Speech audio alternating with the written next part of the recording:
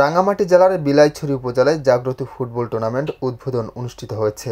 মঙ্গলবার বিকেলে উপজেলার স্টেডিয়াম দিগলছড়িতে জাগ্রত ফুটবল টুর্নামেন্ট কমিটির আয়োজনে এবং উপজেলা প্রশাসন ও স্থানীয় সকলের সহযোগিতায় এই টুর্নামেন্ট উৎসবমুখর পরিবেশে অনুষ্ঠিত হয়। উদ্বোধনী খেলায় প্রধান অতিথি হিসেবে উপস্থিত ছিলেন থানার অফিসার ইনচার্জ মোহাম্মদ আক্তার হোসেন।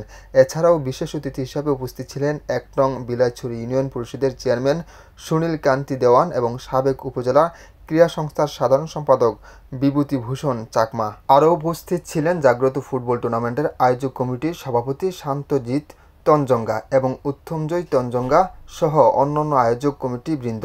উদ্বোধনী খেলায় ২-১ গোলে দুশুরিপাড়া মডেল ক্লাবকে হারিয়ে জয়লাভ করে দিগলছড়ি যুব কল্যাণ সংঘ ক্লাব। খেলায় প্রথমার্ধে দিগলছড়ির পক্ষে ৩০ মিনিটে একটি গোল করেন ৯ নম্বর জার্সি পরা পরিচিত খেলোয়াড় দীপু তঞ্জঙ্গা।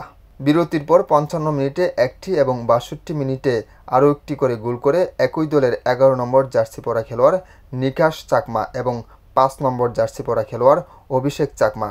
অন্যদিকে দুশুরিপাড়া পক্ষে ৬৭ মিনিটে গোল করে ৮ নং জার্সি পরা খেলোয়াড় দীপ্ত বিজয় তঞ্জঙ্গা। খেলায় আক্রমণ পাল্টা আক্রমণের মধ্যে গ্যালারিপূর্ণ দর্শকদের মাঝে চলে চরম উত্তেজনা।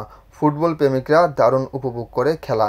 উৎসবমুখর পরিবেশে টুর্নামেন্টের ১৩টি দল অংশগ্রহণ করবে বলে জানান ফুটবল উদযাপন কমিটি। চাইথু ইয়াইমং মারমা আমার বার্তা রাঙ্গামাটি।